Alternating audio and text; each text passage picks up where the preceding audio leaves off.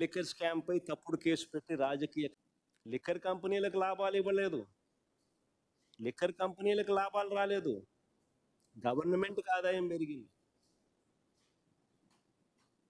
Liquor sales ఎందుకు తగ్గాయి?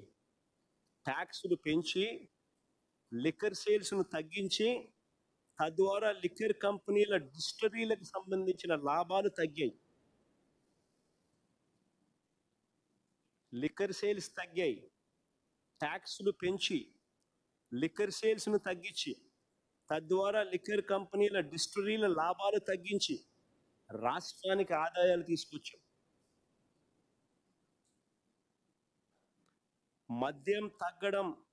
మద్యం తాగించడం తగ్గడం వల్ల ప్రజల ఆరోగ్యం కూడా కాపాడారు. మద్యం తాగడం తగ్గించడం వల్ల ప్రజల ఆరోగ్యానికి కూడా మేలు చేశారు. లిక్కర్ స్కామ్ పై తప్పుడు కేసు పెట్టి రాజకీయ కక్షకు దిగడం నిజంగా ఎంత ఆశ్చర్యం కలిగించే విషయం అంటే ఇది. అసలు స్కామ్ ఎక్కడ జరిగింది అని నేను అడుగుతా ఉన్నా.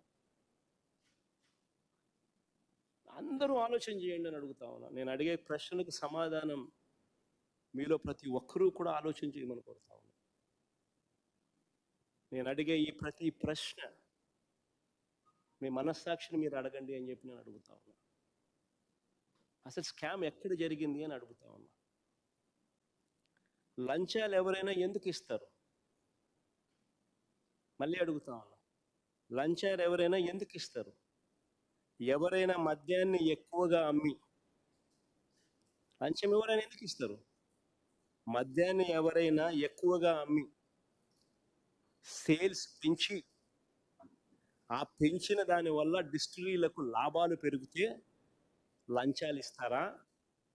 లేక సేల్స్ తగ్గిపోయి వాళ్ళు తక్కువగా అమ్మి ట్యాక్సుల రూపేణా వారి మీద బాధుడు బాధి దానివల్ల సేల్స్ తగ్గి దానివల్ల వాళ్ళకు రావాల్సిన లాభాలు తగ్గి అలా తగ్గితే ఎవరైనా లంచాలు ఇస్తారా? ఒకసారి ఆ టేబుల్ ఒకసారి చూపించము. ఒకసారి 5 నిమిషాలు పెడతాం. ఒకసారి అందరు చూడండి టేబుల్ను. 2018 నుంచి 2019 మధ్య చంద్రబాబు చివరి సంవత్సరం ఒకసారి గమనిస్తే 3,84,00,00,000 3.84 కోట్ల కేసులు